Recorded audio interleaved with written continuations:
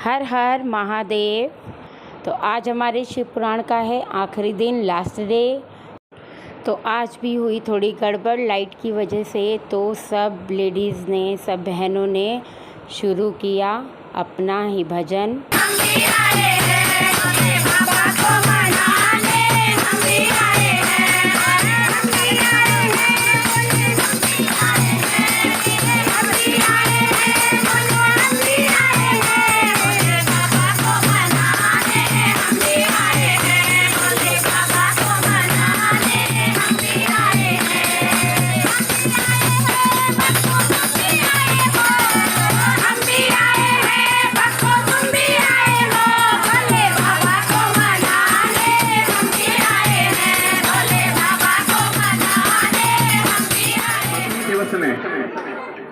शिव महाप्राण के महात्म्य को जाना, महिमा को जाना, भगवान शंकर की महिमा को जाना, शिव पुराण की महिमा को जाना और शिव भक्तों की महिमा को जाना कि कैसे कैसे कैसे पापी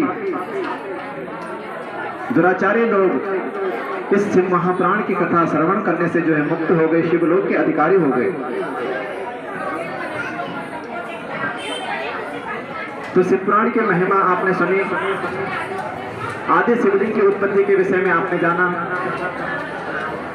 भगवान शंकर की उत्पत्ति कैसे हुई, स्वयंभू लिंग के रूप में भगवान सर्वप्रथम कहाँ आए, इस विषय में आपने जाना। और पार्थिव शिवलिंग भगवान शंकर का, पार्थिव शिवलिंग का पूजन कैसे किया जाता है, क्या विधि है, इस विषय में हमने जाना। और संजय देवी की कथा, माता सती, भगवान शंकर का विवाह महोत्सव, सती चरित्र के विषय में हमने जाना। उसके बाद माँ पार्वती और शंकर भगवान का विवाहोत्सव हमने खूब धूमधाम से मनाया। सभी ने जो है माता पार्वती की कथा सुनी, माता पार्वती का चरित्र सुना, माता पार्वती का प्राकट्य कैसे हुआ। सती देह त्यागने के बाद माता सती ने जो है, माँ भगवती दुर्गा ने पार्वती के रूप में हिमाचल और मैना के घर में जो है जन्मी। और उसके बाद माता पार्वती और शंकर का जो है विवाह महोत्सव मनाया। और इसके बाद कार्तिक और भगवान गणेश जी की उत्पत्ति, गणेश जी का जन्म की कथा, बाल लीला और कार्तिक जी की चरित्र पुण्य पवित्र कथा हमने सुनी। इसके बाद जो है भगवान के द्वारा त्रिपुरासुर का वध और जालंधर का वध की कथा हमने कल सुनी। और तुलसी देवी की कथा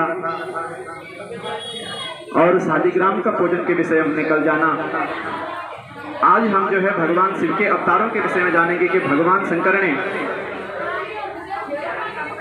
इस पृथ्वी में कितने अवतार लिए, 12 ज्योतिर्लिंगों के विषय में हम जानेंगे। तो आइए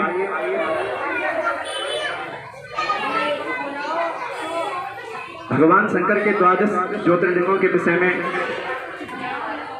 कहाँ कहाँ भगवान जो है स्वयंभू के रूप में, लिंग के रूप में प्राकट्य हुआ, कहाँ कहाँ स्वयं भगवान लिंग के रूप में विराजमान है, इस विषय में। और भगवान शंकर के जो 8 अवतार हैं, अष्टमूर्ति के रूप में जो भगवान शंकर पूजे जाते हैं, वो किस रूप में पूजे जाते हैं, इस विषय में हम आज सुनेंगे सूक्ष्म से।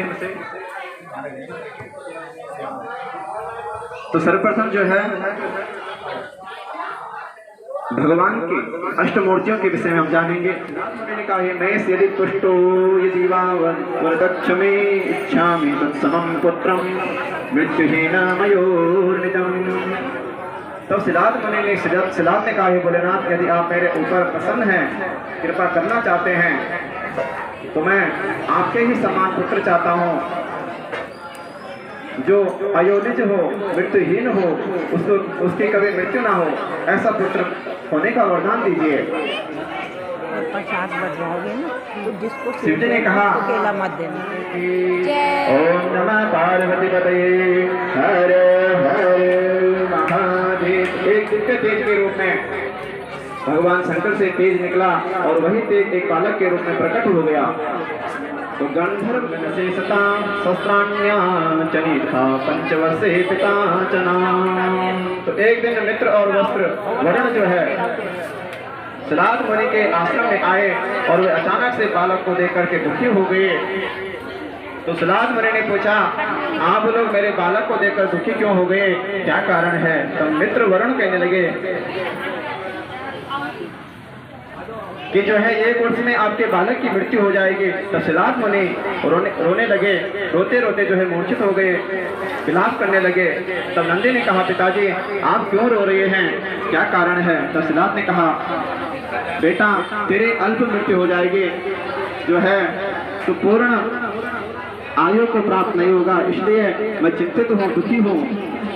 तब नंदी कहने लगे, हे पिताश्री आप चिंता न करो, मैं सदैव महादेव की उपासना करके जो है मृत्यु को जीत लूंगा, मैं भगवान का चिंतन करूंगा।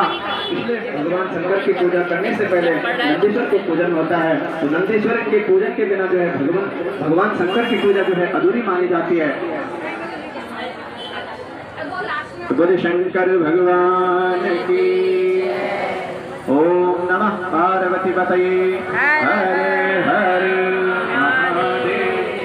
अब जो है भगवान शंकर का भैरव विवाद हो गया। तब ब्रह्मा जी भगवान नारायण को उल्टा सीधा कहने लगे और उसी समय भगवान शंकर प्रकट हो गए और उनको क्रोध आ गया और भगवान शंकर के क्रोध करते ही उनके भ्रुकुटी से साक्षात भगवान श्री काल भैरव के रूप में प्रकट हो गए। तो ये कथा आपने पहले भी सुनी कि जब ब्रह्मा विष्णु के बीच में विवाद हो रहा था कि जो है श्रेष्ठ मैं हूँ, मेरी पूजा सबसे पहले होनी चाहिए, तो इस प्रकार से जो है दोनों का विवाद शांत नहीं हुआ। तब भगवान शंकर का प्राकट्य हुआ। भगवान शंकर एक स्तंभ के रूप में, एक लिंग के रूप में दोनों के समीप प्रकट हुए। मल्लिकार्जुना उज्जयिन्यं महाकाल ओंकारे चामरेश्वरा केदारो जिगुमत पृष्ठे चाकिन्यां भीमशंकरा वाराणस्यां च विश्वेशं त्र्यंबको गौतमी तटे वैद्यनाथस्य भूमो नागेषु दारुकावले सेतुबन्धे च रामेषु दुष्मेषस्य शिवालये सप्तजन्म कृतं पापं विनश्यति न संशयः। तो ये भगवान शंकर के 12 ज्योतिर्लिंग है। जो भगवान शंकर के 12 ज्योतिर्लिंगों का स्मरण करता है उसके सभी पाप तत्क्षण भस्म हो जाते हैं, नष्ट हो जाते हैं।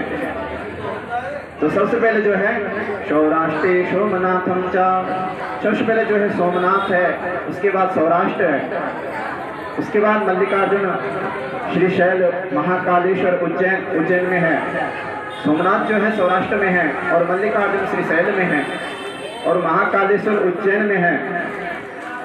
और जो ओंकारेश्वर ज्योतिर्लिंग है वो ओंकार में है, वहां पर जो है सभी की मनोकामनाएं पूर्ति होती है।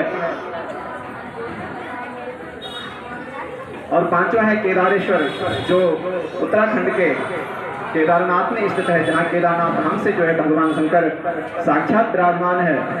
और भीम शंकर जो है दाकिन्य में है और विश्वेश्वर काशी में है। त्र्यंबकेश्वर जो है गौतमी तट पर है।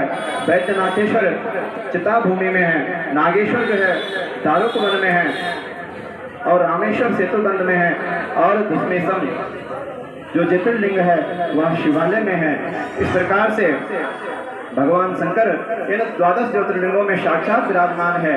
जो यहाँ पर दर्शन करने के लिए जाते हैं उनकी समस्त मनोकामनाएं और भगवान शंकर की उनकी मनोकामनाएं पूरी कर देते हैं।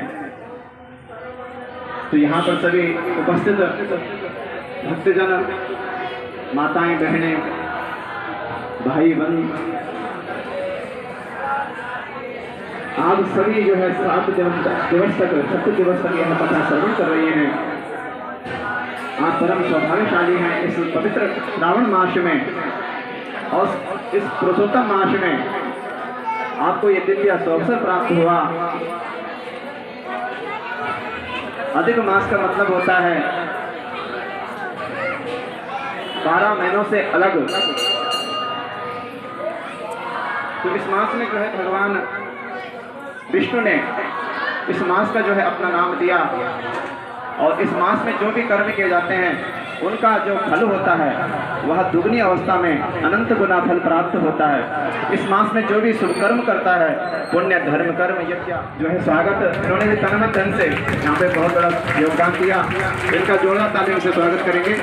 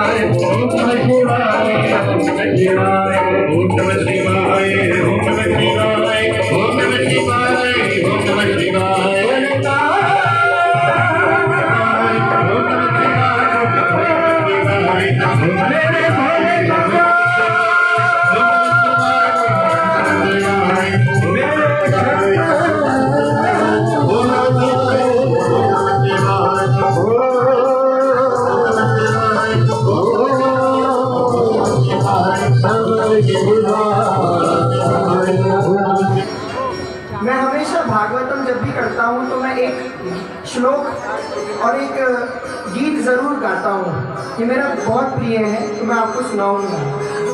शरण में आके मैं धन्य हो गया, तेरी शरण में आके मैं धन्य हो गया।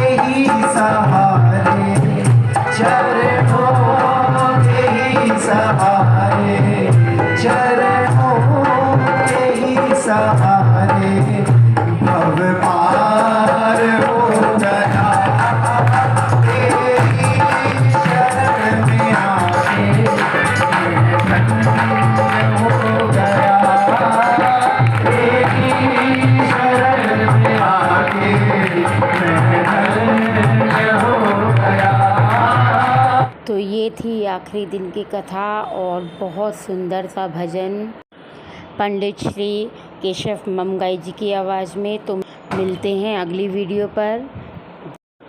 हर हर महादेव।